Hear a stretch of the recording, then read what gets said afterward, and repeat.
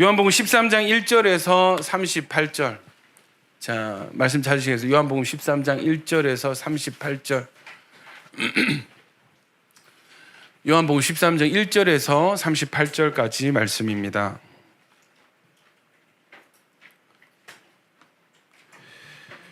한 절씩 교독하시겠습니다. 제가 먼저 읽습니다. 유월절 전에 예수께서 자기가 세상을 떠나 아버지께로 돌아가실 때가 이른 줄 아시고 세상에 있는 자기 사람들을 사랑하시되 끝까지 사랑하시니라.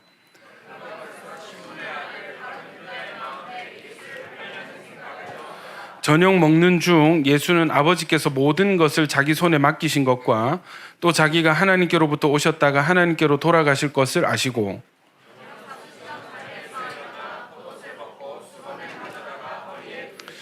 이에 대야에 물을 떠서 제자들의 발을 씻으시고 그 두르신 수건으로 닦기를 시작하여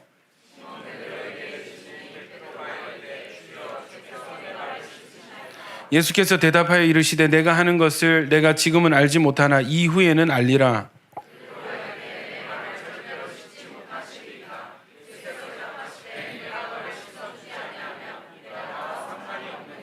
시몬 베드로가 이르되 주여 내 발뿐 아니라 손과 머리도 씻어 주옵소서.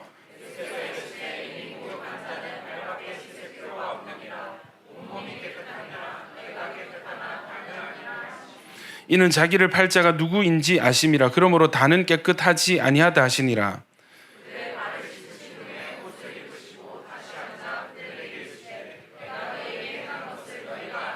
너희가 나를 선생이라 또는 주라 하니 너희 말이 옳도다. 내가 그러하다.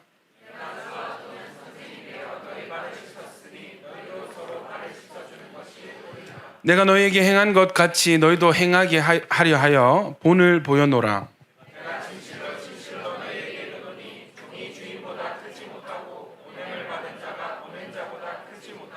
너희가 이것을 알고 행하면 복이 있으리라.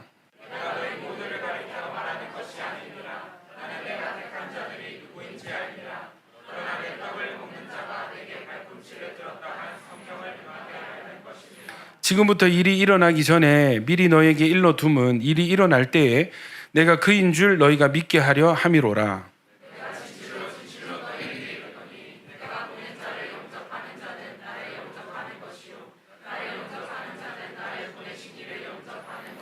예수께서 이 말씀을 하시고 심령이 괴로워 증언하여 이르시되 내가 진실로 진실로 너에게 이르노니 너희 중 하나가 나를 팔리라 하시니 예수의 제자 중 하나 곧 그가 사랑하시는 자가 예수의 품에 의지하여 누웠는지라.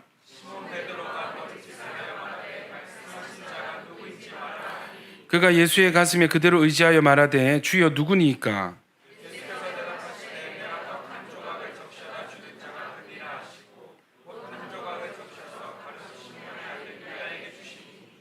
조각을 받은 후 곧 사탄이 그 속에 들어간지라. 이에 예수께서 유다에게 이르시되 내가 하는 일을 속히 하라 하시니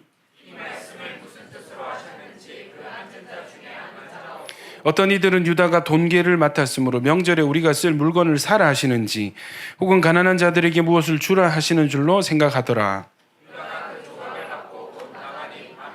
그가 나간 후에 예수께서 이르시되 지금 인자가 영광을 받았고 하나님도 인자로 말미암아 영광을 받으셨도다.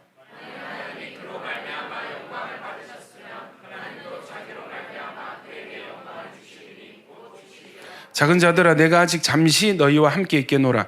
너희가 나를 찾을 것이나 일찍이 내가 유대인들에게 너희는 내가 가는 곳에 올 수 없다고 말한 것과 같이 지금 너희에게도 이르노라.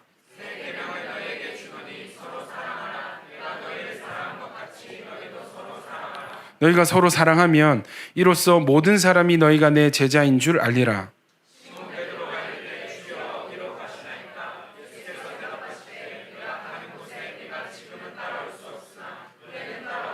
베드로가 이르되 주여 내가 지금은 어찌하여 따라갈 수 없나이까? 주를 위하여 내 목숨을 버리겠나이다. 예수께서 대답하시되 내가 나를 위하여 내 목숨을 버리겠느냐? 내가 진실로 진실로 내게 이르노니 닭 울기 전에 내가 3번 나를 부인하리라. 아멘. 할렐루야. 오늘 말씀은 요한복음 13장인데요. 13장 1절을 한번 읽어보겠습니다. 시작. 6절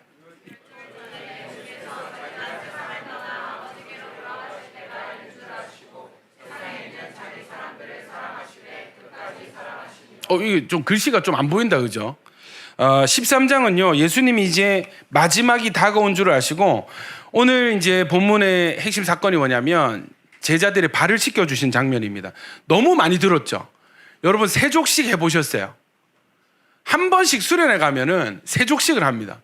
이번 청년부 수련회 때 한번 할까 싶은데, 예, 이게 발을 씻겨주는 거예요, 이렇게. 그러면 여러분, 어떤 일이냐면, 여러분의 발 상태를 점검하게 됩니다, 이렇게. 이런 발을 씻기셨다고. 이제 주님의 사랑이 보통이 아니구나. 근데 여러분, 누군가 저를 씻겨줄 때 저는 굉장히 부담스럽거든요. 예, 저는 만성 질환을 앓고 있습니다. 뭐냐면 거의 뭐 한 30년 가까이 지금 무좀 가지고 있는데 선생님 씻겨 주신다는 거예요. 한 번씩 태국 단기 선교 가서 마지막 날에 왜 있잖아요. 발 마사지 받으러 가잖아요. 이해되십니까? 그럼 제 발 보고 서로 안 하려고 하더라고요, 이렇게. 저는 이제 수치심이 있는데 되게 미안한 거예요. 이 발을 씻겨주시는 선생님께. 여러분, 예수님께서 제자들의 발을 씻겨주시는데 사실 우리는 이렇게 신발을 신지만 그들은 샌들 신잖아요. 그리고 길에는 낙타똥, 나귀똥, 말똥 해가지고 이게 엉망이거든. 배수시설도 인분에다가 온갖 음식물 쓰레기, 흙먼지, 그러니까 발 상태가 어떻겠어요? 장난이 아닌 겁니다. 근데 그 발을 씻겨줘야 돼요. 근데 이 발을 누가 씻겨주냐면 아마 당시에도 다들 하기 싫었던 것 같아요. 그래서 누가 하냐면 그 집에 가장 계급 낮은, 군대로 치면 2등병 중에서도 막내가 손님이 오면 그 손님들의 발을 씻겨주는 거예요. 이해되시죠? 그런데 여러분, 예수님이 갑자기 일어나셔서 제자들의 발을 막 씻겨주기 시작하는 거예요. 이해되십니까? 이 사건이 의미하는 것이 무엇인지 오늘 알아볼 텐데, 아마 저도 설교 준비하면서 이걸 구속사적으로 보기는 처음인 것 같아요. 약간은 교훈적으로, 윤리적으로 우리가 낮아져야 된다, 우리가 서로를 섬겨줘야 된다, 이런 윤리 도덕적인 설교를 많이 들었잖아요. 이 복음이 있더라고요. 할렐루야. 발을 씻겨주시는 것에 복음이 있어요. 이게 참 놀랍더라고요. 1장부터 12장까지는 요한복음의 이 전반부에 해당합니다. 12장까지는 일반 대중들을 상대로 예수님이 사역을 하셨어요. 주제는 뭐냐면 예수님은 누구신가에 대해서 많은 사람들에게 자기를 증명하시고 계시하시고, 그래서 이 말씀과 함께 뭐가 따라왔어요? 항상 표적이 따라왔습니다. 이 말씀을 뒷받침할 만한 표적들이 따라왔어요. 그래서 말씀과 성령의 역사가 함께 일어나는 거예요. 태어나면서부터 눈먼 소경을 보게 하시면서 내가 세상의 빛이다, 이렇게 말씀하셨고, 또 뭐예요? 누구든지 목마른 자는 내게로 와서 마시라. 베데스다 목가에서 치유를 기다리는 사람 고쳐주시고, 이렇게 선포를 하시고. 이해되시죠? 여러분, 그런데 이제 이 12장에서 대중전도의 막이 내려지고 13장부터는 오로지 제자들입니다. 제자에게 집중됩니다. 그리고 이 13장부터는 예수님이 죽기 직전에 그 마지막 한 주, 그 주를 다루고 있습니다. 여기서부터는 완전히 예수님 십자가로 쭉 이렇게 카메라 앵글이 주민이 되는 거예요. 시기가 6월절입니다. 복음서의 전체 초점이 6월절입니다. 여러분, 6월절을 모르고는 예수님의 사역을 이해할 수 없고 성경을 이해할 수 없고 기독교를 이해할 수 없습니다. 6월절을 모르고는 복음을 이해할 수가 없습니다. 출애굽기 11장 1절 한번 읽어볼까요? 시작.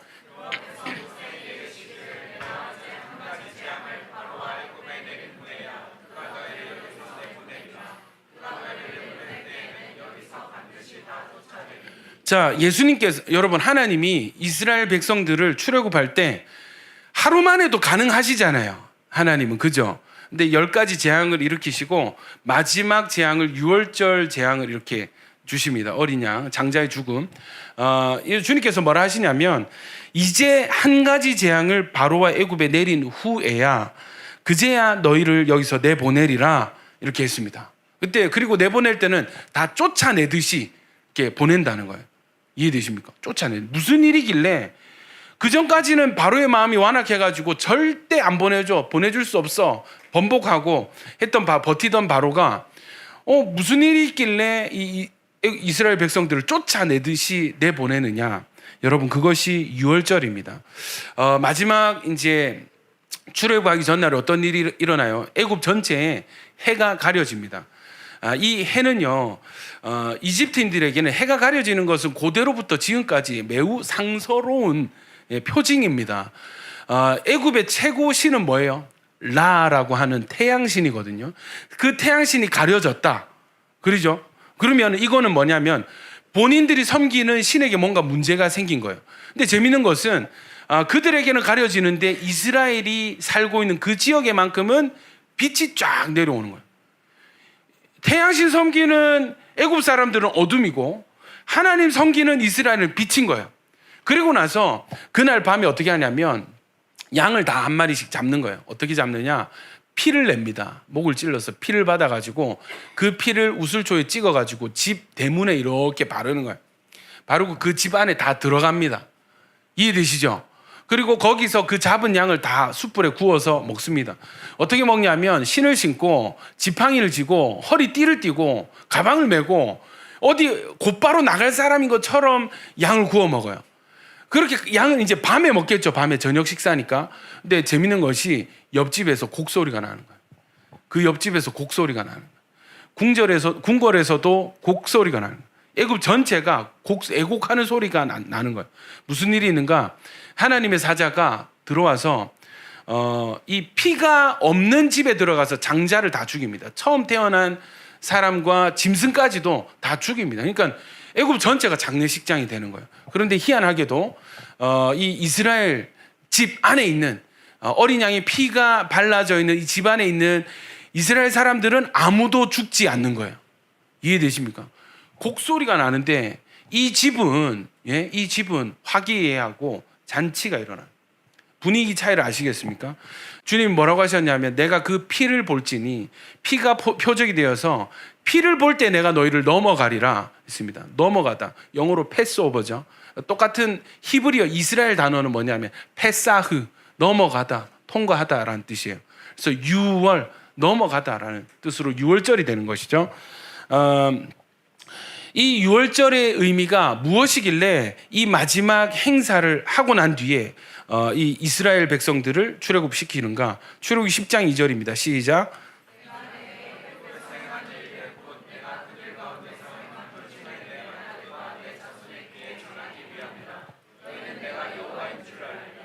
아멘입니까?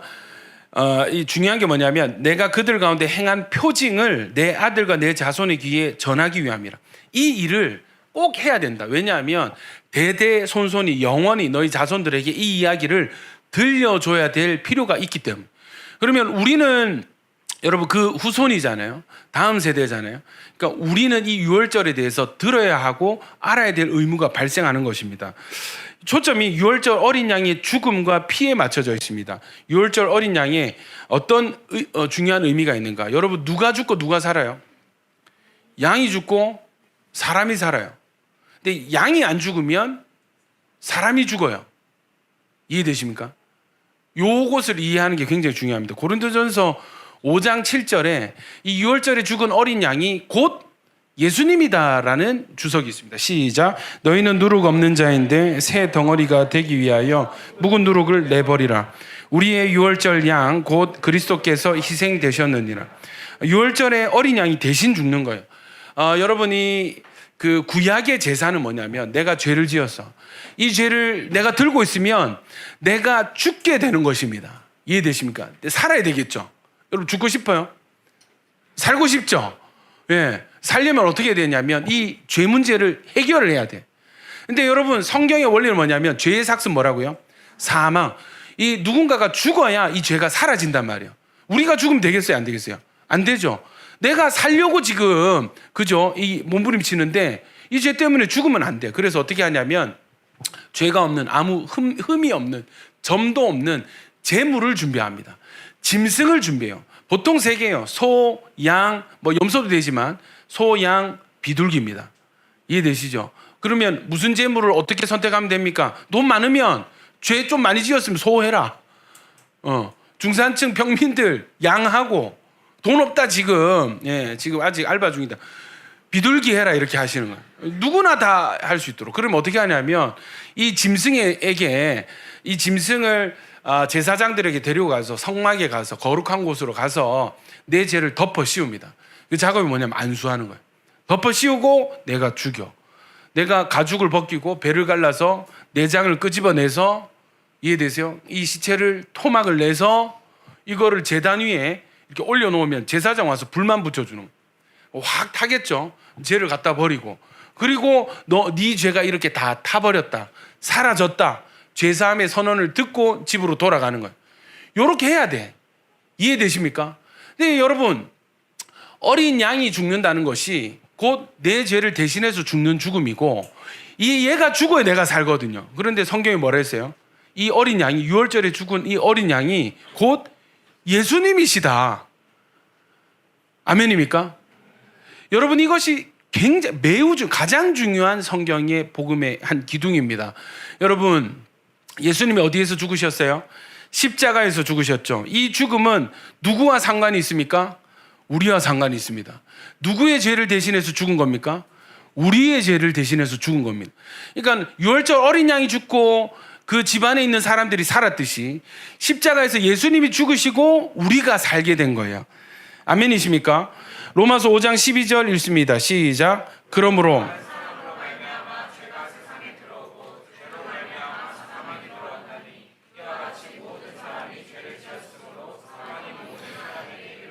여러분 보십시오. 죄와 이 좋은 항상 콤비를 이루는 게 뭐냐면 사망이거든요. 죄와 사망. 보십시오. 죄가 세상에 들어오고 죄 때문에 뭐가 들어왔다고요?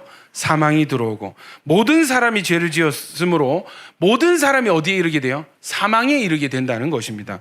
여러분, 제가 있는 곳에는 반드시 사망의 역사가 있습니다.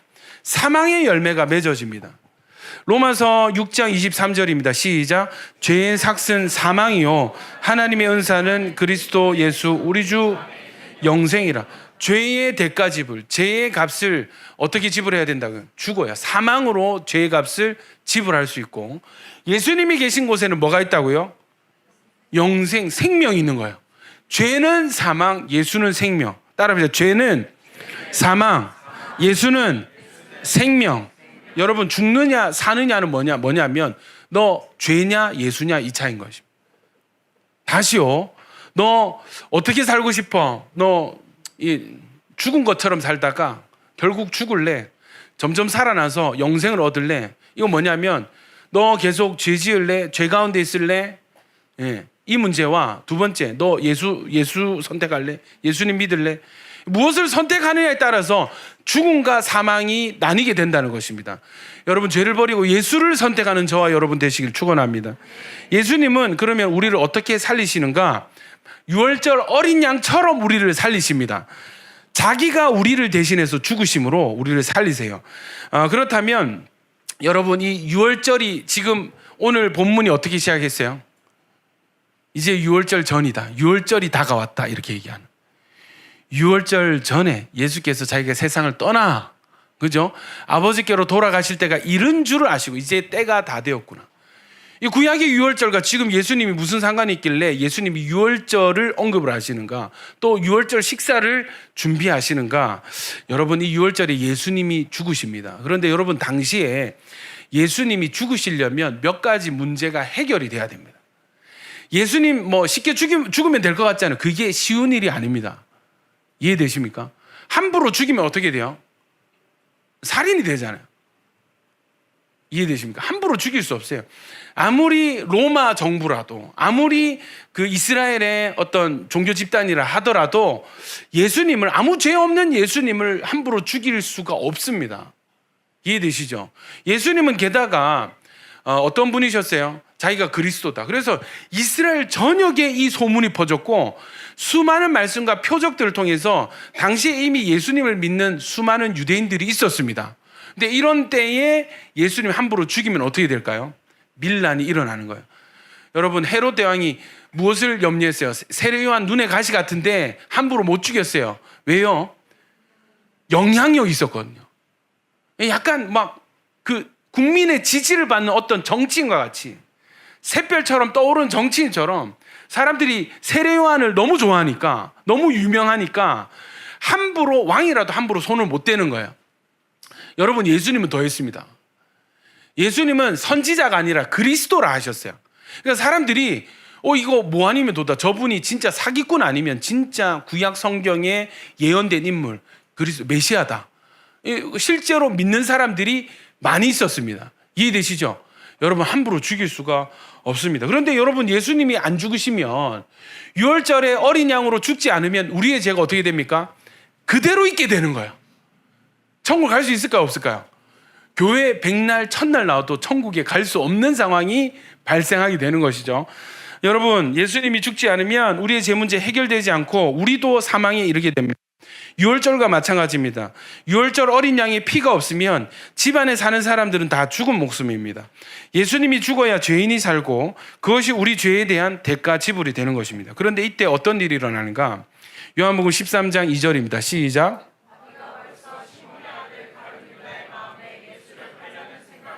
여러분, 마귀가 움직이기 시작하는 거예요. 이해되십니까? 마귀가 누구에게 생각을 넣었어요? 가룟 유다에게 생각을. 왜 베드로가 아닐까요? 왜 요한이 아닐까요? 왜 야고보가 아닐까요? 왜 가룟 유다일까요?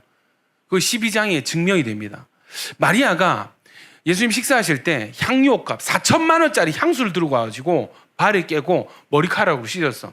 이게 어떤 의미인지 제가 말씀드렸죠. 여러분, 하인이 당연히 이걸 씻어줘야 존경을 받는데, 진짜 존경하는 손님이 오면은 집 주인이 이걸 발을 씻어준단 말이에요. 이해되시죠? 근데 여러분, 아무도 씻어주지 않습니다. 물로 씻어줘야 됩니다. 이 물은 다 쓰고 남은 버리기 직전의 물이에요. 이해되시죠? 그런데 이 물로 씻어줘도 야, 내가 존경받는구나 할 텐데, 4천만 원짜리 이 혼수예요. 혼수, 결혼 혼수. 그걸 깨가지고 다 부어버려. 다 부어버려. 그리고 여러분, 수건으로 닦아줘도 내가 존경받는구나 할 텐데, 이 여자의 머리카락으로 닦아주는 거예요. 여자 머리는 뭐래요? 정결을 상징합니다. 순결을 상징합니다. 남편에게만 보여줄 수 있어요. 그래서 중동의 여자들 다 히잡 같은 거 다 쓰잖아요. 머리카락을 보여주면은, 머리카락 내놓고 다니면 뭐라 하냐면 몸 파는 여자구나 이렇게 생각을 했단 말이에요. 근데 그 머리카락으로 예수님 발을 닦아주는 거예요. 무엇을 의미합니까? 극진한 사랑과 존경을 의미하는 거예요. 근데 그때 누가 끼어들었어요? 가룟 유다가 이거를 300데나리온에 팔아가지고 가난한 사람들에게 나눠주면 얼마나 많은 사람들 살아나겠습니까? 이해되십니까? 가룟 유다가 이렇게 얘기한 것은, 가룟 유다의 직분이 뭐냐면 재정팀이었어요. 돈을 착복하는 거예요. 주님이 그걸 아셨어. 이미 이 가룟 유다의 마음은 어디에 있어요? 예수님 옆에서 예수님께 있는 게 아니고 어디에 있어요? 돈에 마음이 꽂혀 있는 거예요. 돈을 사랑함이 일만 악의 뿌리라 했지 않습니까? 여러분, 마귀가요, 그냥 가룟 유다를 선택한 게 아니에요. 가룟 유다가 괜히 또 돈에 욕심을 낸 게 아니었습니다. 이유가 있었던 거예요. 이해되시죠? 여러분, 가룟 유다에 어떻게 조종을 하냐면, 마귀는요, 생각을 집어넣습니다. 예수 팔자. 예수 팔아서 본전이라도 건지자. 그래서 예수님 팔고 은 30을 얻는단 말이에요. 은 30은 당시에 노예 한 명의 가격입니다. 이해되세요? 야, 그런데 여러분, 재밌는 것은 예수님은 가룟 유다도 사랑하셨어요.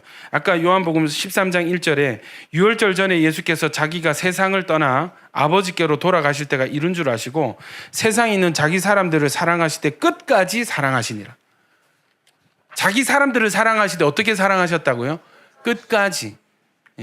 예수님이 사랑하는 자, 예수님의 사랑을 받는 자가 예수님을 배신하게 되는 일이 이제 일어나고 있습니다. 여러분, 이스라엘에 왜 유월절 어린 양이 필요하게 되었고 인류에게 왜 예수님의 십자가가 필요하게 되었습니까? 죄 문제 때문이죠. 그리고 죄의 본질은 반역입니다. 창조하시고 주인이시고 왕이신 하나님을 대항해서 내가 스스로 하나님이 되고 내가 하나님 위에 있고 싶어하는 그 마음, 나는 하나님의 백성입니다, 나는 하나님의 종입니다, 하나님의 자녀입니다가 아니고 하나님 뭔데요? 하면서 내가 할 거예요, 내가 알아서 할 거예요, 내가 왕이요, 내 인생 주인은 나잖아요. 여러분, 이 마음이 최초의 죄의 시작이고 뿌리였다는 것입니다. 창세기 3장 1절부터 쭉 읽어볼 텐데, 여러분, 아담과 하와가 그러면 처음부터 이 반역죄를 지었는가, 반역의 상태였는가? 그렇지 않았습니다.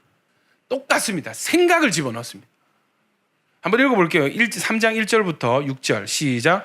그런데 뱀은 여호와 하나님이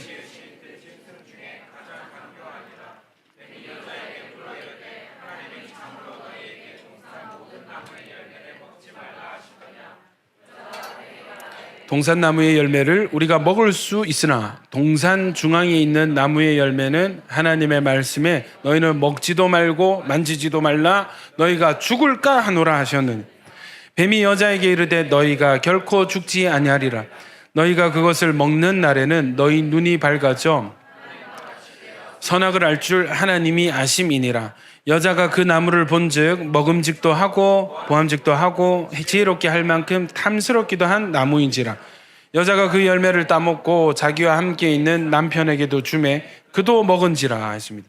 여러분 여자가 처음부터 선악과 막 함부로 따먹고 다니고 그렇게 안 했습니다. 뱀이 물어보는 거예요. 간교한 뱀.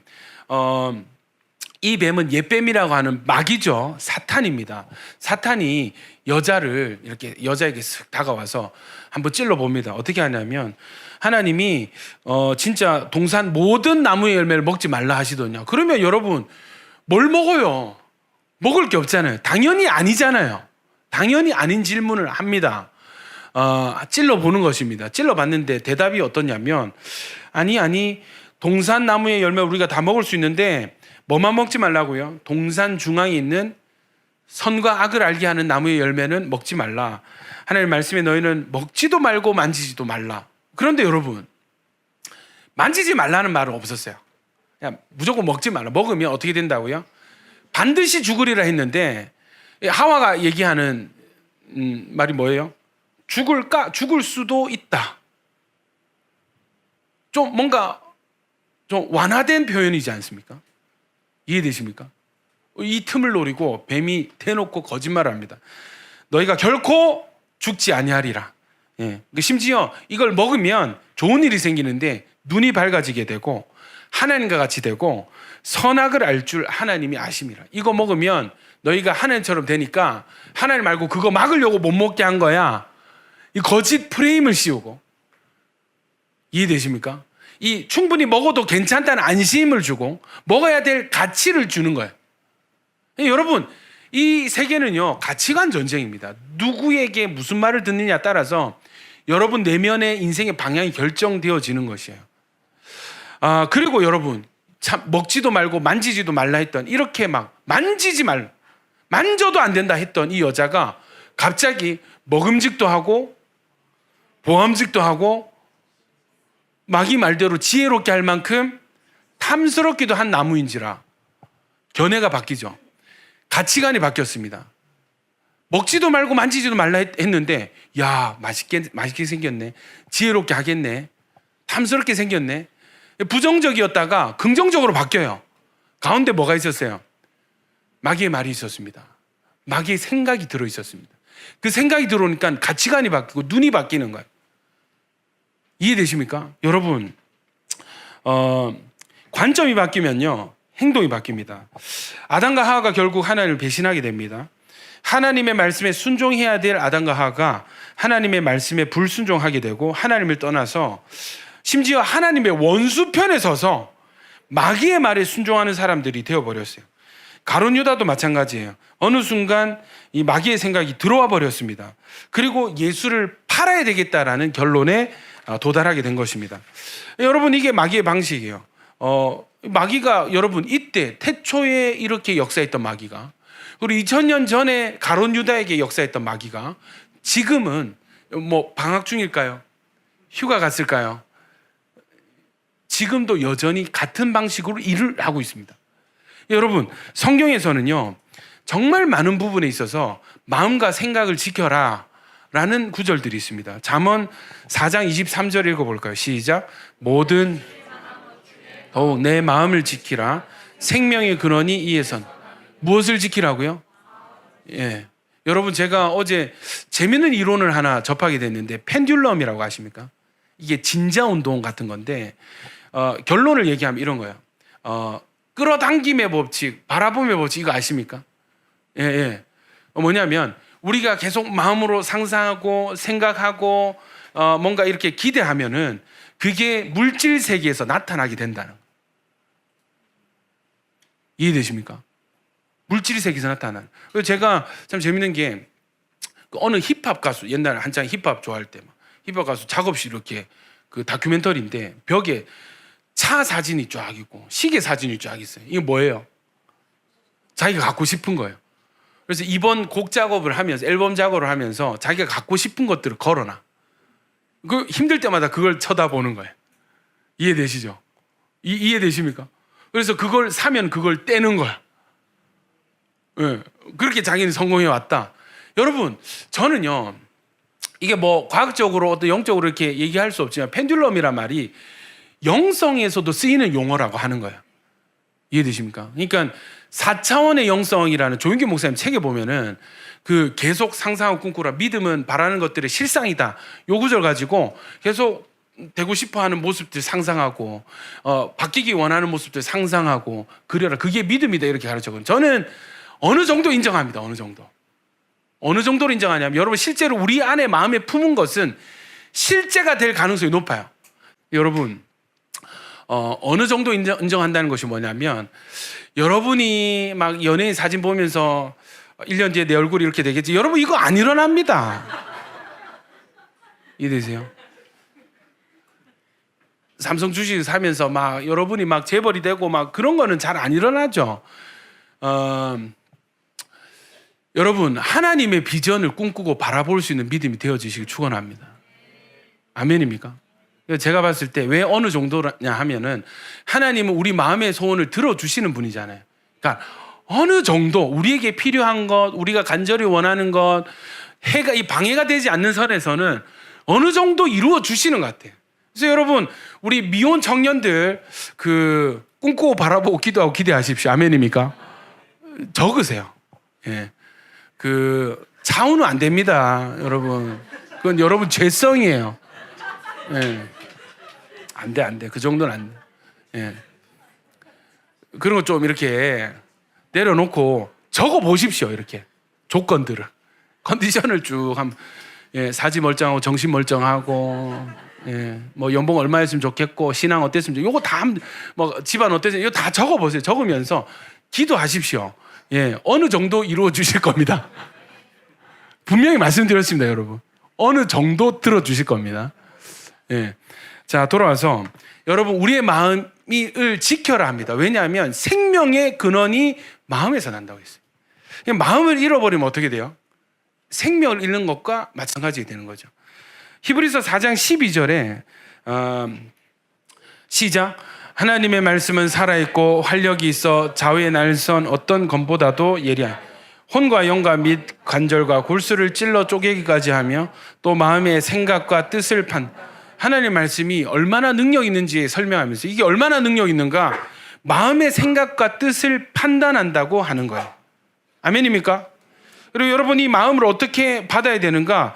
야고보서 1장 21절입니다. 시작. 그러므로 모든 더러운 것과 넘치는 악을 내버리고 너희 영혼을 능히 구원할 바 마음에 심어진 말씀을, 아까 우리 히브리서 4장에도 말씀과 마음이라는 단어가 나왔잖아요. 근데 이 야고보서에도 마음에 심어진 말씀이라는 표현이 있습니다. 예. 누가복음 8장 15절입니다. 시작. 좋은 땅에 있다는 것은 착하고 좋은 마음으로 말씀을 듣고 지키어 인내로. 마찬가지죠. 이 좋은 마음 상태와 이 말씀이 같이 등장을 합니다. 여러분, 빌립보서 4장 6절 7절도 있습니다. 시작. 아무것도 염려하지 말고 기도와 간구로 너희 구할 것을 감사함으로 하나님께 아뢰라. 그리하면 모든 지각에 뛰어난 하나님의 평강이 그리스도 예수 안에서 너희 마음과 생각을. 자, 이 마음과 생각, 저는 이 부분에 대해서 뭔가 염려할 만한 일이 일어나고 뭔가 기도할 상황에 대해서 기도하고 간구하면은 저는 이런 결말을 원했어요. 그 기도를 응답해 주시리라. 그 문제를 해결해 주시리라. 네가 구하지 않은 것까지도 들어주리라. 그런 복을 기대했단 말이에요. 근데 기도하라. 그리하면 어떻게 하신다고요? 마음과 생각을 지고 애게 이렇게 돼요. 애게 겨우 요거 겨우 마음과 생각을 지켜주신다. 근데 여러분, 생명의 근원이 마음에 있지 않습니까? 마음과 생각을 지켜주신다는 것은 하나님의 전적인 보호와 우리 생명의 보장을 의미하는 것이죠. 생명을 잃고 무슨 응답이 있겠어요? 아멘입니까? 기도했을 때 가장 중요한 일을 들어주신다는 뜻이 되는 것입니다. 마태복음 26장 41절에 시작. 시험에 들지 않게 깨어 기도하라. 마음에는 원이로되 육신이 약하도다. 자, 마음이 원인데 이 마음을 못 따라가는 게 육신이고, 시험에 들지 않게 하기 위해서 뭐를 하라고 하셨어요?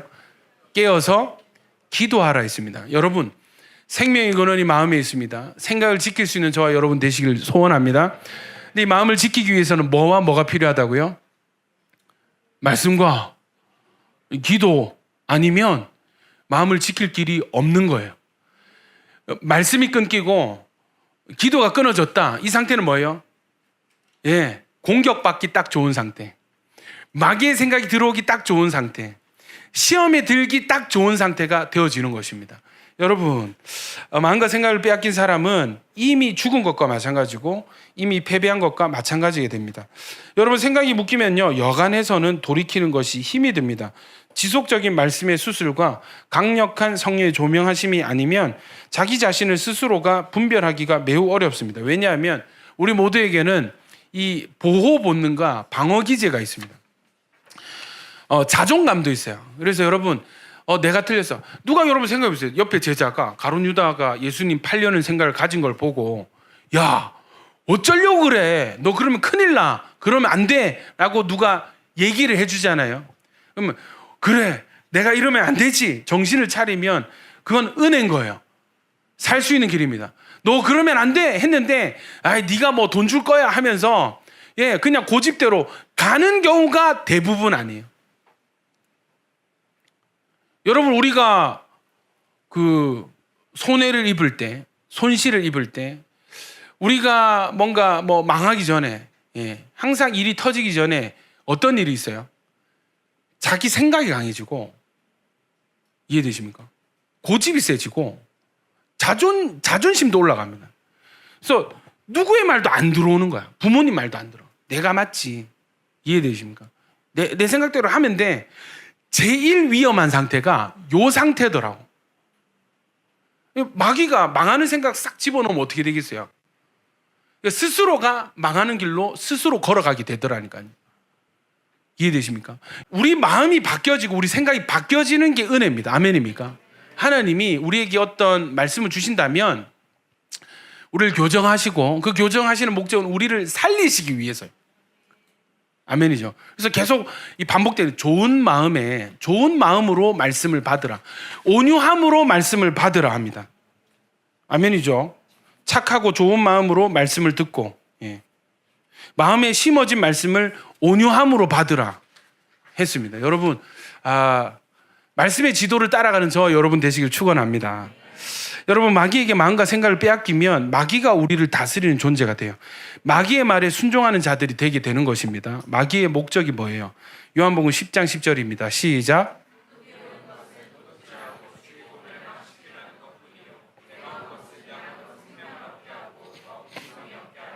도둑은 마귀를 뜻합니다. 도둑이 오는 것은, 마귀가 오는 것은 우리의 삶을 도둑질하고 죽이고 멸망시키려 온다 했습니다. 여러분, 이 망하는 사람들의 상담해 보면 항상 그 안에 망하는 생각이 있습니다. 안 되는 생각들이 있습니다. 여러분, 그 예배 시간 줄이려고 하잖아요. 애를 쓰잖아요. 근데 이게 목회자 마음에는 여러분 이런 피드백이 굉장히 자존심이 상하거든요. 저는 부족하단 말이에요. 한 2-3시간 해버렸으면 좋겠어요. 진짜 시원하게. 그럼 어떻게 되겠어요? 마음에 시험이 드는 거예요, 여러분이. 그건 인정을 해야 돼요. 왜냐하면 여러분을 위한 예배지 저를 위한 예배는 아니거든요. 저의 존재는 여러분을 위해서 보내신 거지 쟤조차 하고 저조차 하고 여러분이 있는 게 아니거든요. 이해되십니까? 그러니까 목사님 예배 시간 뭐 예배 순서 이렇게 얘기하면은 나는 좋은데 이렇게 할 게 아니라 들어야 되는 거예요. 이해되십니까? 들어야 되는 것입니다. 도둑이 오는 것은 도둑질하고 죽이고 멸망시키는 거예요. 하나님의 말씀은 뭐예요? 내가 온 것은, 예수님이 온 것은 뭐라고요? 양으로 생명을 얻게 하고 더욱 풍성히 얻게 하는 것입니다. 아멘이십니까? 여러분, 도둑을 따라가시겠습니까? 목자를 따라가시겠습니까? 당연히 목자겠죠. 예. 여러분, 도둑질하고 죽이고 멸망시키는 이 마귀의 목적이 우리의 삶에 이루어지지 않았으면 좋겠습니다. 그래서 말씀과 기도로 마음을 지켜내고 시험을 피할 수 있는 저와 여러분 되시기를 축복합니다. 이번 8월부터 시작하는 말씀과 기도에 집중되는 이 시즌에 다 같이 동참해 주시기를 간곡히 부탁드립니다. 뭔가가 여러분, 제가 다 설명 못 드리겠고 저조차도 인지가 안 되지만 뭔가 있습니다. 여러분, 뒤에 준비시키시는 것 같아요. 아멘이십니까? 예. 가룟 유다가 어쨌든 예수님이 죽어야 우리가 사는데 이 일의 시작이 어디로부터 시작된다고요? 로마 병사로부터 시작되는 게 아니고 총독으로부터 시작되는 게 아니고 유대인의 궁궐에서 헤롯 왕으로부터 시작되는 게 아니고 심지어 어떻게 예수님이 지금 같이 식사하고 있는 한 식탁에 있는 옆에 있는 제자 중에 한 사람 가룟 유다로부터 예수를 죽이는 일이 시작이 되는 거예요. 제자들은요, 지금 가룟 유다를 어떻게 팔지, 저 팔아야 되겠는데, 넘겨야 되겠는데 고민하고 있죠. 또 제자들은 서로 자기가 높다고 다투고 있죠. 바로 이때에 예수님이 자리에서 벌떡 일어나십니다. 요한복음 13장 3절입니다. 3절부터 시작. 저녁 먹는 중 예수는 자기 손에 맡기신 것과 또 자기가 하나님께로부터 오셨다가 하나님께로 돌아가실 것을 아시고 저녁 잡수시던 자리에서 일어나 겉옷을 벗고 수건을 가져다가 허리에 두르시고 이에 대야에 물을 떠서 제자들의 발을 씻으시고 그 두르신 수건으로 닦기를 시작하여 시몬 베드로에게 이르시니 베드로가 이르되 주여 주께서 내 발을 씻으시나이까? 예수께서 대답하여 이르시되 내가 하는 것을 내가 지금은 알지 못하나 이후에는 알리라. 예수님이 일어나서 겉옷을 벗는 거예요. 겉옷을 벗는다는 것은 뭐냐면 하인을 의미합니다. 거기다가 수건을 허리에 이렇게 두르는 거예요. 이 허리에 수건을 두른 이 복장은 어떤 상태냐면 그 집에서 가장 계급이 나는, 가장 비천한, 가장 낮은 노예의 복장입니다. 뭐 하는 거예요? 손님의 발을 씻겨줄 때의 복장입니다. 이거를 예수님이 이렇게 복장을 취하시고 대야에 물을 담아서 제자들의 발을 일일이 다 씻겨주십니다. 유월절 식사 중이었습니다. 원래는 누군가가 예수님의 발을 씻겨 주었어야만 했습니다. 그런데 아무도 그 일을 하지 않았습니다. 이해되세요? 아무도 이 일을 하지 않았어요. 왜냐하면 지금 누가복음 22장 24절 한번 읽어볼까요? 시작. 지금 제자들 뭐 하냐면 신경전하고 있어요. 싸우고 있어요. 다투었다는 거, 막 소리 언성을 높여가지고 내가 그래도 나이가 많고 내가 그래도 수제자고 내가 먼저 왔고 뭐 이런 거 있잖아. 이해되시죠? 그거 가지고, 왜냐하면 예수님이 왕이 된다 해서 3년 동안 따라다녔고 이제 수도로 예루살렘으로 들어오셨어요. 이제 왕이 되시겠지. 그러면 자리 정리가 필요하잖아요. 새 정부가 들어서면. 이해되죠? 그 밑에 인사들이 다 이렇게, 그죠? 라인업이 되지 않습니까? 그러니까 서로 높은 자리 차지하려고 서로 신경전하고 싸우고 있는 거예요. 파워게임을 하는 겁니다. 눈치 보고 있습니다. 서로 막 마음 상하고 막 언성 높이고 하고 있어요. 신경전이 있었습니다. 그때 예수님이 조용히 일어나셔서 제자들 발을 씻겨줘요. 군대로 치면 이등병 막내가 지금 병장들 옷 다 빨아주고 막 목욕시켜주고 있는 상황이에요. 시몬 베드로가 뭐라고 하냐면 이때 뭐라 했어요? 주님, 주께서 내 발을 씻으십니까? 예수께서 대답하여 이르되 내가 하는 것을 내가 지금은 알지 못하나 이후에는 알리라. 지금 하는 것을 지금은 네가 알지 못하는데 이게 무엇을 의미하는지 이후에는 알게 될 것이다. 했습니다. 무슨 뜻입니까? 지금 발을 씻는 게 단순히 정결 예식을 하는 것이 아니라 눈에 보이는 표면적인 일 외에도 중요한 의미를 지금 담고 있다. 내가 지금 너에게 뭔가를 가르치고 있는데 조금 어려운 거야. 조금 어려운 문제야. 이거 지금은 모르지 나중에 이거 알게 될 거야. 일단 그냥 경험해봐. 이해되십니까? 발을 씻겨주십니다. 베드로는 이 행동 의미를 전혀 몰랐습니다. 8절에 보면은 내 발을 절대로 씻지 못하시리이다. 예수께서 대답하시되 내가 너를 씻어주지 아니하면 네가 나와 상관이 없느니라. 여러분, 베드로가 그래도 수제자라고 좀 시근이 있었는지 아이고 제가 어찌 예수님이 어찌 감히 제 발을 씻어주십니까? 송구합니다. 그렇게 되면 안 됩니다. 그러니까 예수님 뭐라 했냐면 내가 안 씻어주면 너 지금 더러운 상태야, 이게 아니고, 내가 안 씻어주면은 뭐 너에게 손해가 갈 거야, 이게 아니고, 뭐라고 하냐면 내가 너를 씻어주지 아니하면 너는 나와 아무 상관이 없다. 이건 굉장히 극단적인 선언입니다. 나와 상관이 없다. 제자고 수제자인데 너 이거 꼭 나한테 씻겨짐을 당해야 된다 라고 말씀하십니다. 그러니까 베드로가 또 오버합니다. 뭐라고 해요? 이럴 때 주여 내 발뿐 아니라 손과 머리도 씻어 주옵소서. 예. 이게 그렇게 중요한 거예요. 그러면 목욕을 시켜 주십시오. 예수님은 어떻게 하냐면 이 튀어 오르잖아요. 베드로가 탁 튀어 올랐잖아요. 지그시 눌러 주시는 거예요. 예. 예수께서 이르시되 이미 목욕한 자는 발밖에 씻을 필요가 없느니라. 온몸이 깨끗하니라. 너희가 깨끗하나 다는 아니니라 하십니다. 여러분, 이미 너희는 목욕이 된 상태다. 다른 공간복음을 보면은 내가 일러준 말들로 인해서, 주님의 말씀으로 인해서 너희는 이미 씻겨진 상태다, 이런 뜻이에요. 그러나 이 씻겨진 이후에도 뭐가 필요해요? 발을 씻는 정결 예식이 필요하다. 여러분, 온몸이 씻겨진 것은 무엇을 의미합니까?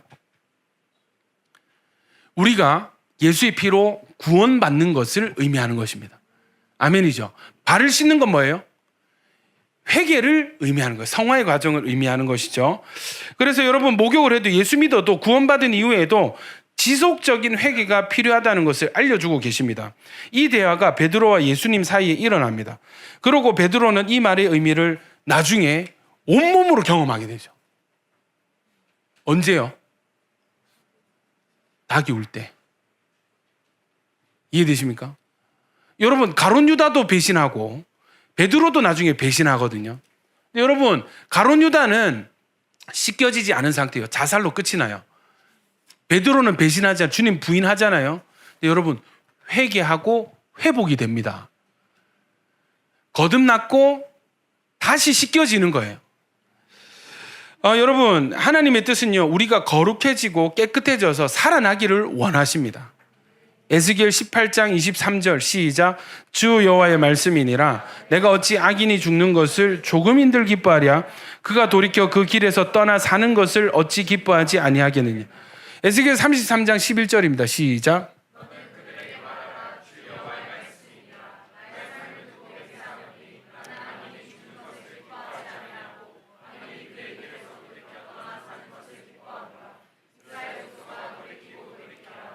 악한 길에서 떠나라. 어찌 죽고자 하느냐 하셨. 여러분, 십자가의 죄사하는 은혜는 한 번에 그러나 영원히 지속되는 능력입니다. 구원 이후에도 우리는 지속적인 시험과 공격과 유혹에 노출이 되어 있습니다. 우리는 연약하죠. 하나님은 우리 약함을 아시고 이 십자가를 통해서 지속적인 죄사함의 은혜를 누릴 수 있게 해주셨습니다. 짐승의 죽음으로도 사람과 물건을 깨끗하게 했습니다. 구약에. 하나님의 아들의 죽음은 얼마나 능력이 있겠어요. 물로도 사람을 깨끗하게 하였는데 예수님의 피는 얼마나 우리를 깨끗하게 하겠습니까? 히브리서 9장 13절 14절입니다. 시작. 염소와 황소의 피와 및 암송아지의 죄를 부정한 자에게 뿌려 거룩하게 하거든 하물며 영원하신 성령으로 말미암아 흠없는 자기를 하나님께 드린 그리스도의 피가 어찌 너희 양심을 죽은 행실에서 깨끗하게 하고 살아계신 하나님을 섬기게 하지 못하겠느냐.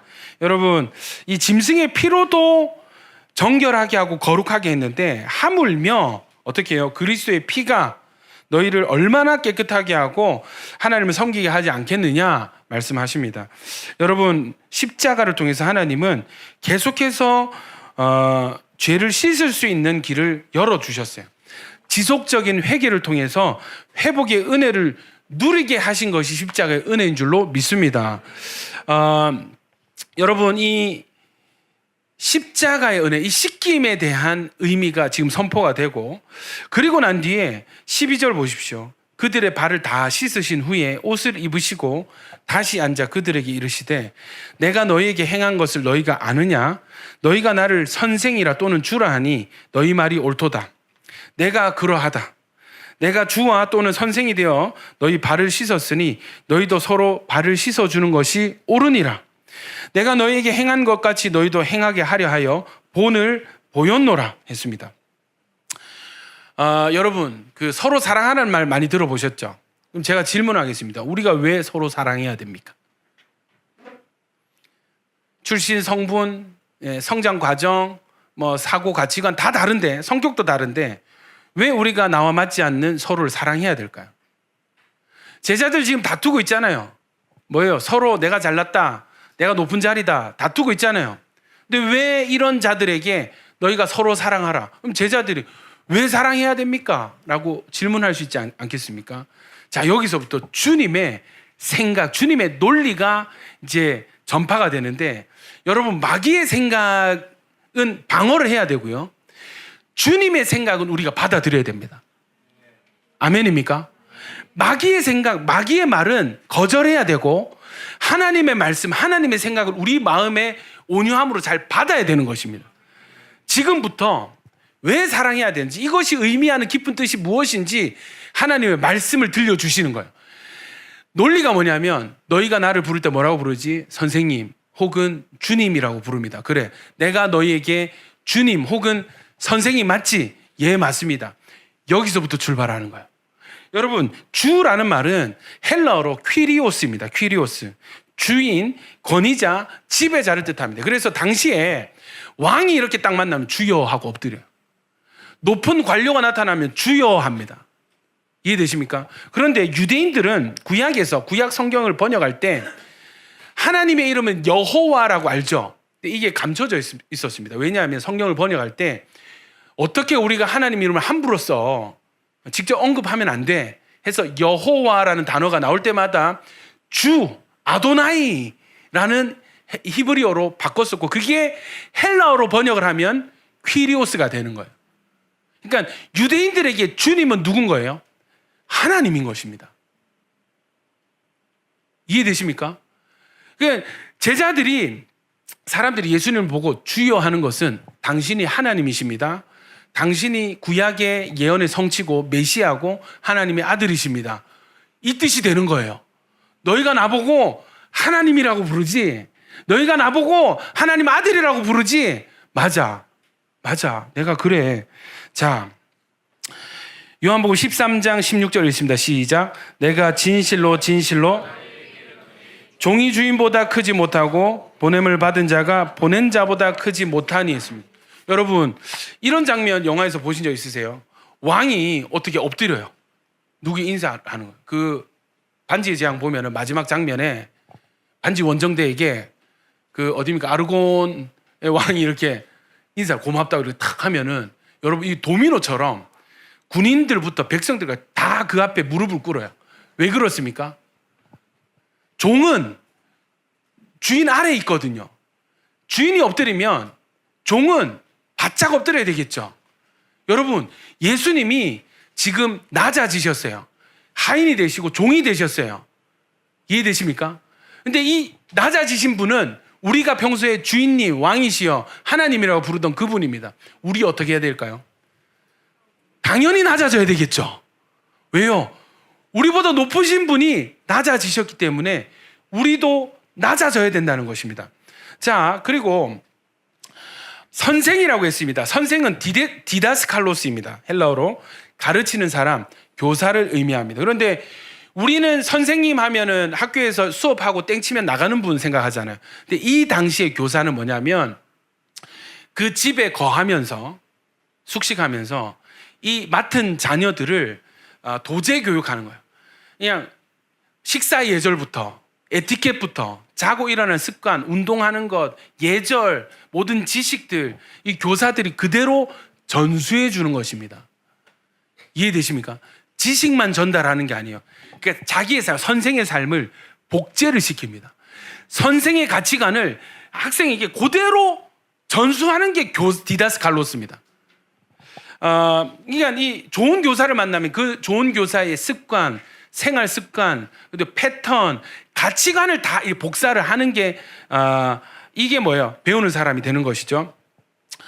여러분, 본을 보이셨대요. 주와 선생으로 본을 보이셨다.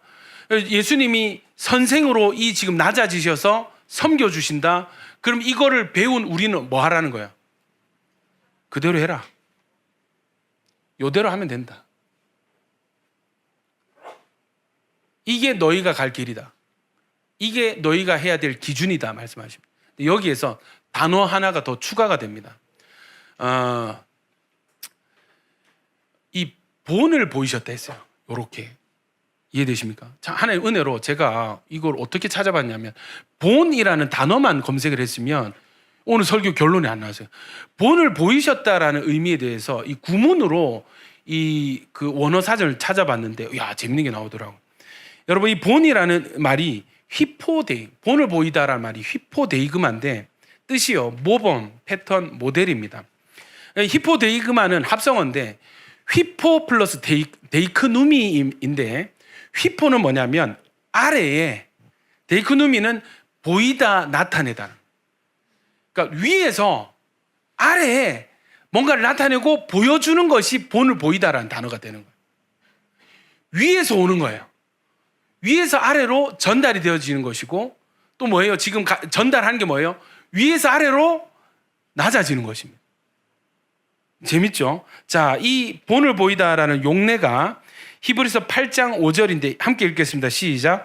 그들을 섬기는 것은 하늘에 있는 것의 모형이라 그림자라 모세가 장막을 지으려 할 때에 지시하심을 얻은 것과 같으니.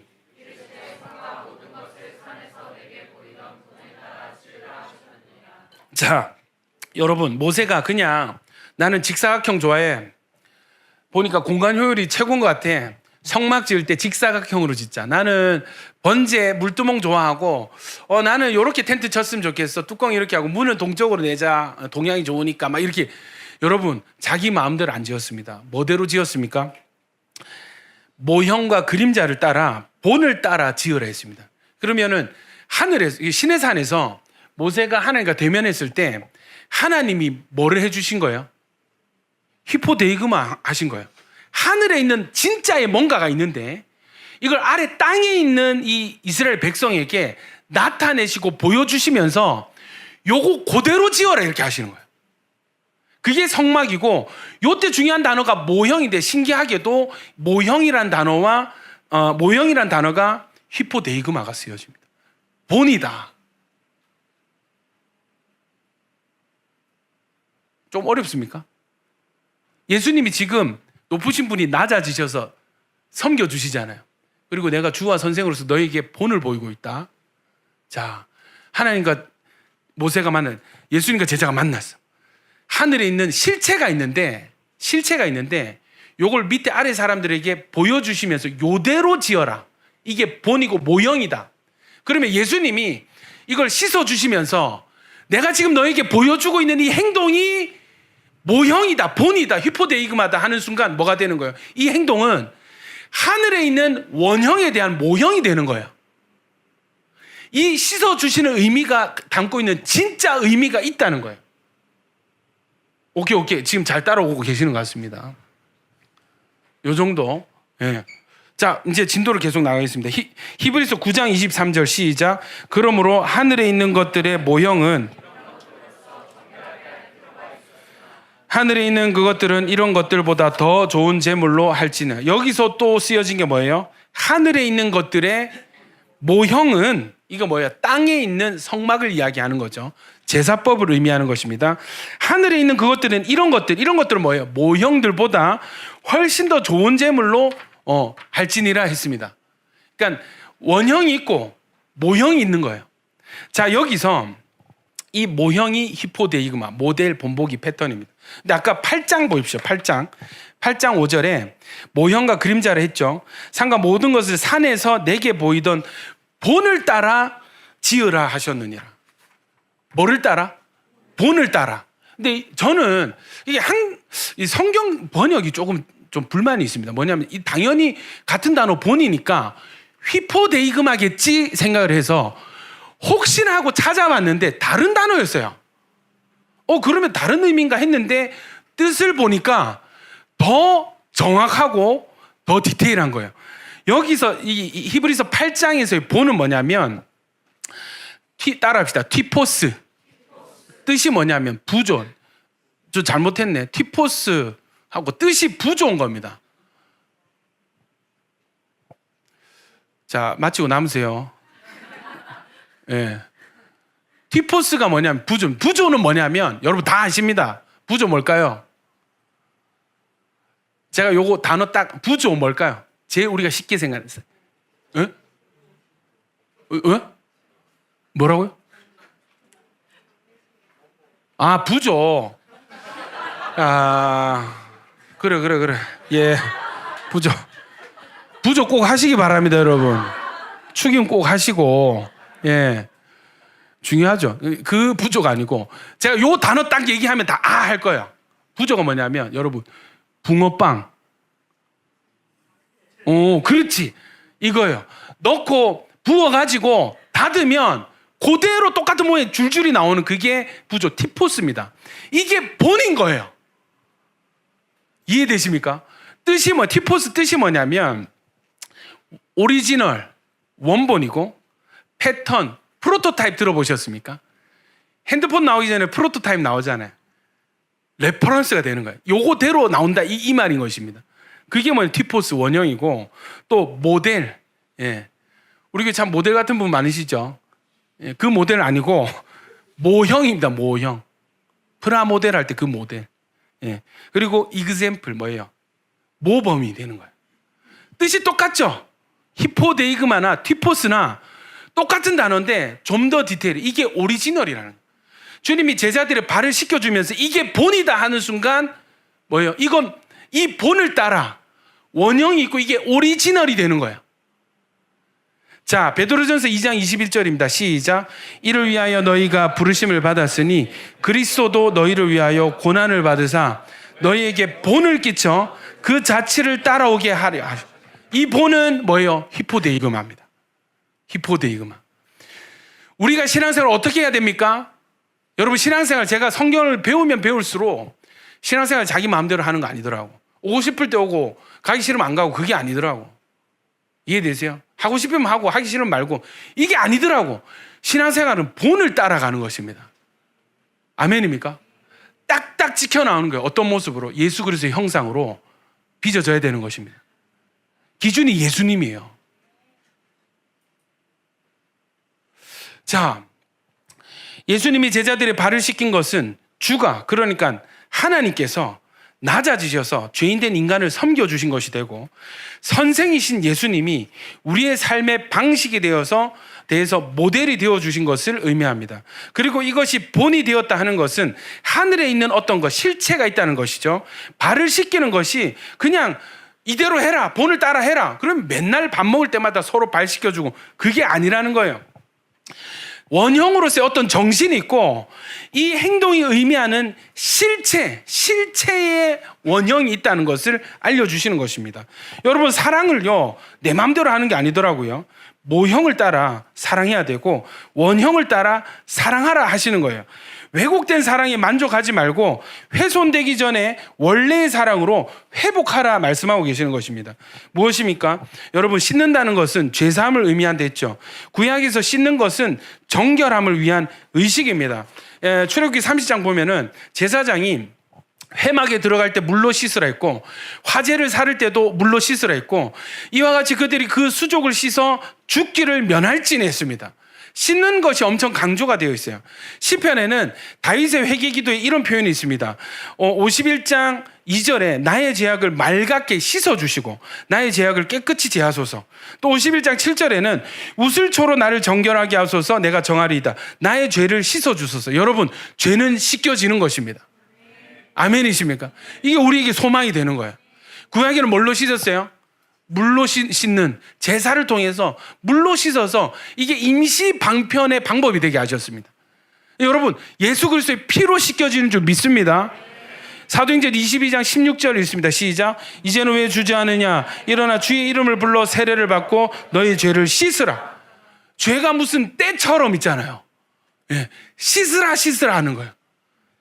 유대인들은 식사하기 전에 항상 손과 발을 씻는 정결 예식을 지켰습니다. 예수님이 발을 씻겨주면서 내가 너를 씻어주지 아니하면 네가 나와 상관이 없다 하셨습니다. 상관이 있어야 되겠죠. 예수님과 우리가 상관이 있어야 되겠죠. 요한일서 1장 7절입니다. 시작. 그가 빛 가운데 계신 것 같이 우리도 빛 가운데 행하면 우리가 서로 사귐이 있고 그 아들 예수의 피가 우리를 모든 죄에서 깨끗하게 하실 것. 할렐루야. 우리가 예수를 믿고 예수와 동행할 때에 예수와 사귐이 있고 상관이 있고 예수의 피가 우리를 모든 죄에서 깨끗하게 하신다 하셨습니다. 여러분, 우리의 죄를 씻는 것은 예수님의 피입니다. 예수님의 보혈이 우리의 모든 죄에서 우리를 깨끗하게 하십니다. 할렐루야. 예수님의 피를 언제 흘리셨어요? 유월절에 흘리셨어요. 어디에서? 십자가에서. 그래서 발을 씻겨주시는 것은 회개 이후에, 구원받은 이후에 지속적인 회개를 의미하는 것입니다. 여러분, 예수님의 십자가의 죽음을 통해서 우리가 제사함을 받는 것을 의미하고, 두 번째는 십자가를 지시기 위해서 인간의 육체를 입고 이 낮은 땅에 낮은 자들의 형체를 가지고 인간으로 오신 것, 주님의 낮아지심을 의미하는 것입니다. 그런데 이때 예수님이 가룟 유다의 배신에 대해서 언급을 하세요. 여러분, 내 떡을 먹는 자가 내 발꿈치를 들었다. 이게 시편 41편에 기록이 되어 있습니다. 한번 읽어볼까요? 시작. 내가 신뢰하여 내 떡을 나눠 먹던 나의 가까운 친구도 나를 대적하여 그의 이게 여러분 언제 썼냐면 예수님 오시기 한참 전에 다윗 왕이 쓴 시입니다. 이게 어떤 사건이 있었냐면 다윗 왕의 아들 압살롬이 반란을 일으키잖아요. 그때 다윗 왕의 이 모사 책략군이 누가 있었냐면 아히도벨이라는 사람이 있었어요. 나이가 많았어요. 밧세바의 그 할아버지입니다. 너무 지혜로운 사람이었어요. 그런데 압살롬이 반란을 일으켰을 때 이 가까운 나이에 이제 국무총리쯤 되겠죠. 이해되시죠? 그 사람이 압살롬에 붙어버렸어. 배신을 당한 거예요. 그때 다윗이 뭐라 했냐면 내가 신뢰해서 내 떡을 나눠 먹던 나의 가까운 친구도 나를 대적하여 그의 발꿈치를 들었다. 내 가까운 자가 나를 대적해서 배신을 때렸다. 이런 말이 돼요. 여러분, 발꿈치를 들었다. 이게 굉장히 문화적인 말인데 성경 문화 배경 사전을 찾아봤습니다. 제가 읽어드릴게요. 고대 셈족 사회에서는 병들고 어려움에 빠진 자는 신으로부터 형벌을 받은 자라 하여 친구들이 사회에서 추방시키는 악습이 있었는데 이때 발꿈치를 들었다라고 표현을 했습니다. 친구가 있는데 동현 집사님이 갑자기 뭔가 병에 걸려서 막 감기 걸리고 저주받았네 이러면 뒤에 이제 민우 형제 일어나가지고 들고 나가는 거라. 넌 저주받았어 이렇게 버려버리는 거야. 누가 버린다? 친구들이 버리는 거야. 이해되십니까? 발꿈치를 들었다. 왜 이렇게 표현을 했을까? 여러분, 발꿈치 쓰는 짐승들 한번 생각해 보세요. 뭐가 있습니까? 말, 소, 뒷발 빡 차잖아요. 여러분, 말이 뒷발 차는 거 맞으면 사람도 죽을 수 있고 그렇지 않습니까? 사람이나 짐승이 발꿈치나 뒷발질로 상대를 공격하는 행위에서 유래한 말이에요. 발꿈치를 들다. 이 배신을 때려. 우리는 뭐라고 해요? 통수를 치다. 예, 통수 친다. 예. 등에 칼을 꽂는다. 뭐 이런 표현을 많이 쓰잖아요. 유대인들은 뭐라고 했다고요? 발꿈치를 들었다라고 표현을 합니다. 여러분, 비슷한 말로 발꿈치를 상하게 하다라는 표현이 있어요. 기억나는 성경 구절 어디예요? 창세기 3장 15절이죠. 한번 읽어볼까요? 시작.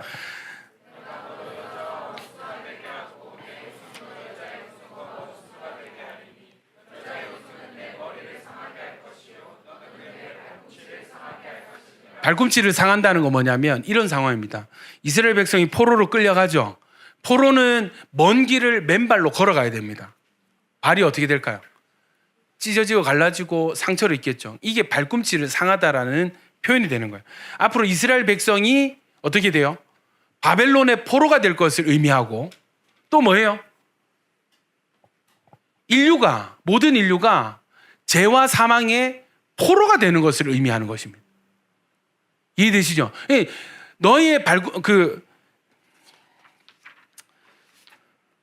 너는 그의 발꿈치를 상하게 한다는 건 뭐예요? 예수님이 우리와 같은 상태를 짊어지신다는 뜻다. 죄와 사망에 포로된 상태를 짊어지고 상하는 것, 죽는 것을 의미하는 것입니다. 자, 여러분, 예수님이 지금 제자들의 발을 하나하나 씻어주고 계세요. 그 중에 누구도 있었을까요? 가룟 유다 발도 있었습니다. 예. 발꿈치를 들어서 예수님을 배신할 그 발을 씻고 계시는 거예요. 그리고 또 누구 발을 씻어주셨습니까? 잠시 후면 예수님을 대놓고 3번 부인할, 심지어 마지막은 주님과 눈이 마주쳤을 때 예수님을 저주하면서 부인하거든요. 자기 살려고. 그 발도 주님이 지금 씻겨주고 계시는 것입니다. 여러분, 예수님이요, 언제 우리를 위해서 죽으셨습니까? 로마서 5장 6절부터입니다. 시작. 경건하지 않은 자를 위하여, 의인을 위하여 죽는 자가 쉽지 않고 용감히 죽는 자가 혹 있거니와 우리가 아직 죄인 되었을 때에 우리를 위하여 우리에 대한 자기의 사랑을 확증하셨느니라. 그러면 이제 우리가 그의 피로 말미암아 의롭다 하심을 받았으니 또 그로 말미암아 진노하심에서 구원을 받을 것이, 곧 우리가 원수 되었을 때에 그의 아들의 죽으심으로 말미암아 하나님과 화목하게 되었은즉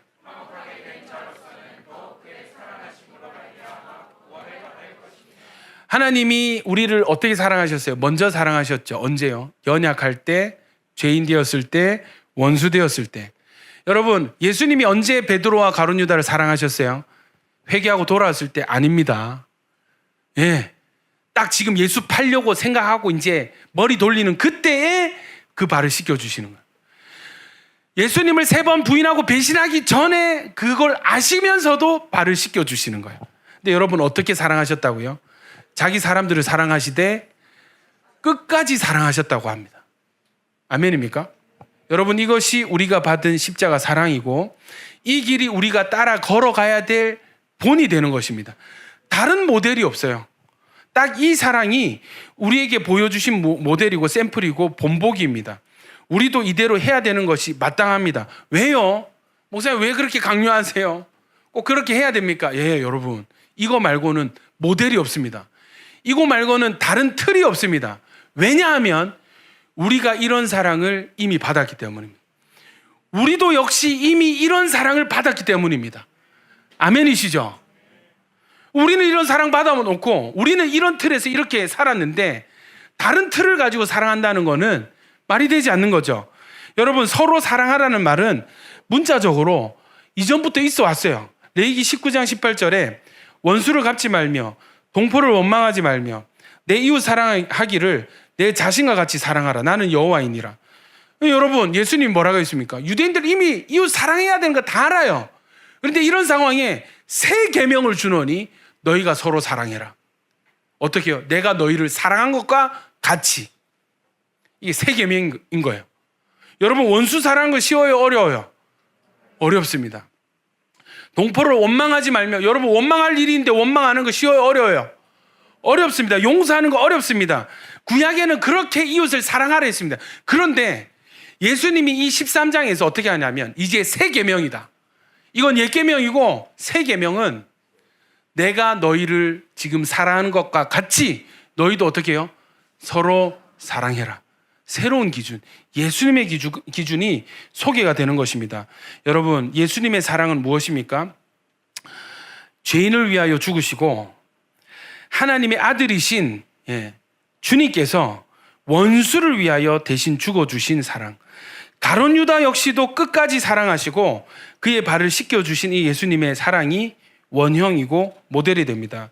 말씀을 마무리하겠습니다. 빌립보서 2장 1절부터 11절까지 한번 읽겠습니다. 시작. 그러므로 무슨 권면이나 성령의 무슨 교제나 긍휼이나 자비가 있거든 마음을 같이하여 같은 사랑을 가지고 뜻을 합하며 마음을 품어 아무 일에든지 다툼이나 허용으로 하지 말고 오직 겸손한 마음으로 각각 자기보다 남을 낮게 여기고 각각 자기 일을 돌볼 뿐더러 또한 각각 다른 사람들의 일을 돌보아 나의 기쁨을 충만하게 하라.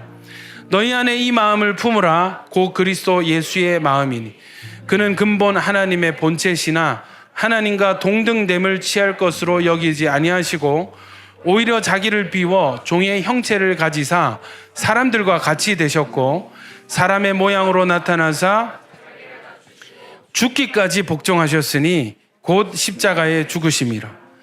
이러므로 하나님이 그를 지극히 높여 모든 이름 위에 뛰어난 이름을 주사 하늘에 있는 자들과 땅에 있는 자들과 땅 아래에 있는 자들로 모든 무릎을 예수의 이름에 꿇게 하시고 모든 입으로 예수 그리스도를 주라 시인하여 하나님 아버지께 영광을 돌리게 하셨느니.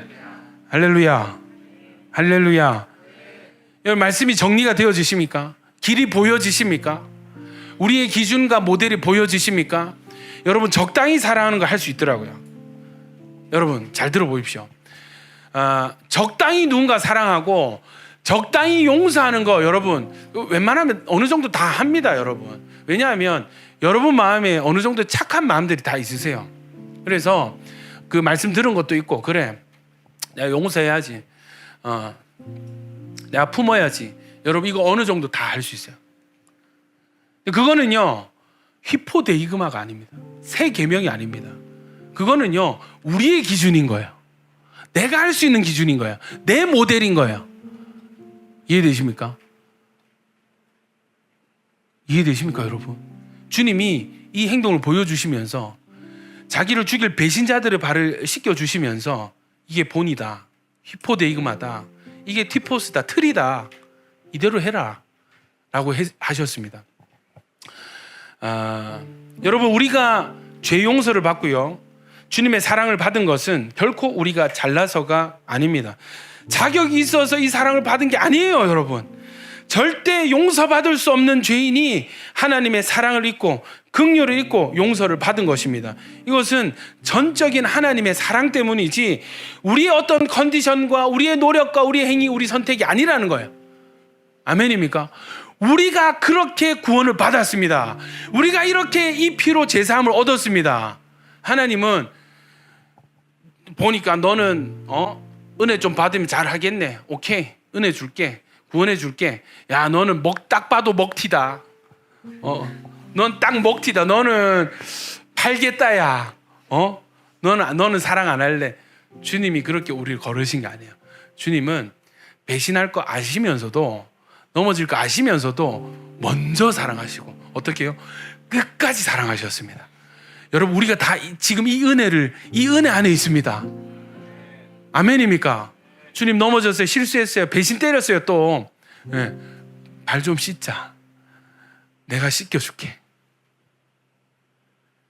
아십니까? 여러분, 주님은 우리 생각 이상으로, 우리 기준을 넘어서는 사랑으로 우리를 지금도 사랑하고 계시고, 지금도 우리는 그 사랑 안에 있습니다. 아멘입니까?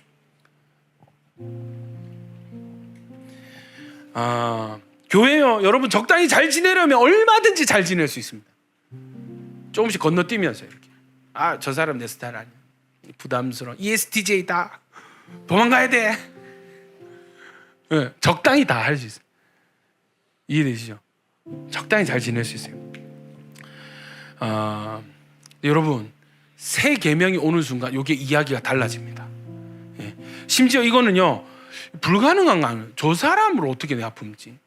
이 사람 어떻게 용서하지? 이 사람 어떻게 사랑하지? 야, 여러분, 과부하가 걸립니다. 그런데 여러분, 바로 이 상황이, 이러한 상황이, 그때가 바로 우리가 주님께 어떤 사랑을 받았는지, 이 사랑의 휘포데이그마, 우리가 받은 사랑의 원형을 확인할 수 있는 너무나 좋은 시즌인 거예요. 여러분, 철이 들어야 된다 하시잖아요. 어머님들이 뭐라고 하냐면, 네가 아직 아무것도 모른다, 애 낳아서 키워봐라. 니도 애 낳아서 키워봐라. 무슨 말이에요? 네가 어떤 사랑을 받았는지, 네가 받은 사랑의 원형이 무엇인지 너도 한번 경험해 볼 때가 올 거야. 이해되십니까?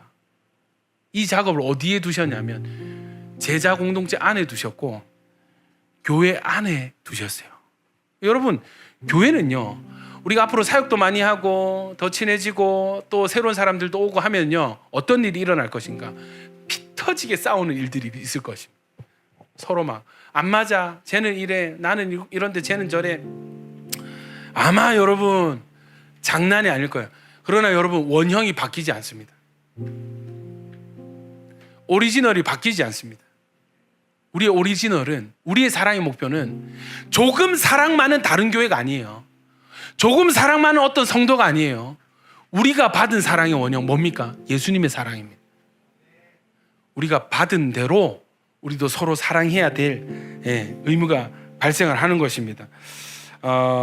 여러분, 우리가 자격 없음에도 우리도 역시 배신자고 반역자이지 않습니까?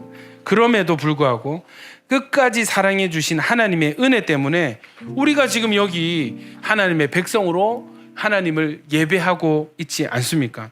혹시 여러분 뭐 직장, 가정, 교회, 뭐 이웃에 마음에 안 드는 사람 있습니까? 나랑 좀 스타일 안 맞고 성격 안 맞는 그런 사람 있으세요? 예, 너무 좋아요. 여러분, 사랑의 원형을 닮아갈 수 있는 기회를 획득하셨습니다. 정답은 예수님입니다. 앞으로 걸어가야 될 길도 예수님입니다. 이 길을 걸을 수 있는 원동력이 뭐예요? 우리가 받은 사랑을 돌아보는 거예요. 나는 어떤 사람이었는지, 얼마나 배신자였는지, 우리는 얼마나 가룟 유다 같은지, 얼마나 베드로 같은지, 우리의 이전을 기억하는 것입니다. 그런 우리를 어떻게 사랑하셨는지 받은 사랑을 기억해 나가는 거예요. 여러분, 저도요, 지는 거 싫고요, 저도 용서가 쉽지 않습니다. 변함없는 사실은 뭐예요? 증명되는 것이 저도 배신자고 반역자입니다. 그러나 저 역시도 전적인 사랑으로 구원받은 사람입니다. 제가 받은 사랑이 예수님의 사랑이라면 우리가 해야 될 사랑도 예수님의 사랑이 되어야 되는 것이죠. 여러분, 이것이 다른 사람에게 본이 됩니다. 우리 요한복음 13장 34절 35절 읽습니다. 시작. 새 계명을 너희에게 주노니 서로 사랑하라. 내가 너희를 사랑한 것 같이 너희도 서로 사랑하라. 너희가 서로 사랑하면 이로써 모든 사람이 이로써 너희가 내 제자인 줄 알리라. 우리가 서로 사랑하면 이로써 사람들이 누구를 보는 거예요? 내 제자, 내가 누구예요? 예수님이죠. 예수님을 보게 되는 것입니다. 언제 예수님을 보게 된다고요? 우리가 서로 사랑할 때. 이 사랑이 그냥 힘들 때 조금 도와주고 나한테 좀 해코지했는데 좀 용서해주고 이런 정도가 아닌 거야. 이해되십니까? 도무지 사랑할 수 없는 그 사람을 사랑을 해내네. 어떻게 저런 사람을 용서해? 용서를 해내네. 품어내네. 같이 예배를 드리네. 이해되십니까? 세상의 원형을 넘어서는 하늘의 원형을 추구하는 사랑이 나타나질 때에, 할렐루야, 사람들이 이걸 보고 누구를 본다고요? 예수님을 보는 거예요. 원형을 보게 하는 거예요. 우리가 모형이 되는 것입니다. 아멘이십니까? 여러분, 이런 구절이 있으세요. 진리 없는 사랑인가? 사랑 없는 진리인가? 다시, 진리 없는 사랑이 되어서도 안 되고 사랑 없는 진리가 되어서도 안 된다는 것입니다. 아멘입니까? 근데 순서는 뭐냐면, 하나님은 은혜와 진리의 하나님이십니다. 은혜와 진리의 하나님이십니다. 은혜가 먼저인 거예요. 사랑이 먼저인 거예요. 용서가 먼저인 것입니다. 깨닫는 것은 나중이라는 거예요. 네가 지금은 모르는데 나중엔 알게 될 거야. 여러분, 이 사랑을 깨달은 베드로는요, 닭이 울면 울었답니다. 닭똥 같은 눈물을 흘리면서 내가 어떻게 주님을 배반한 자였는지, 이런 나를 주님께서 어떻게 사랑하고 어떻게 섬겨주시고 어떻게 회복시키셨는지가 닭이 울 때마다 생각이 나는 거예요. 아멘입니까? 여러분, 이 사랑을 깨닫고 나누고 이걸 통해서 보여주고 증명하는 저와 여러분, 우리 교회가 되었으면 좋겠습니다.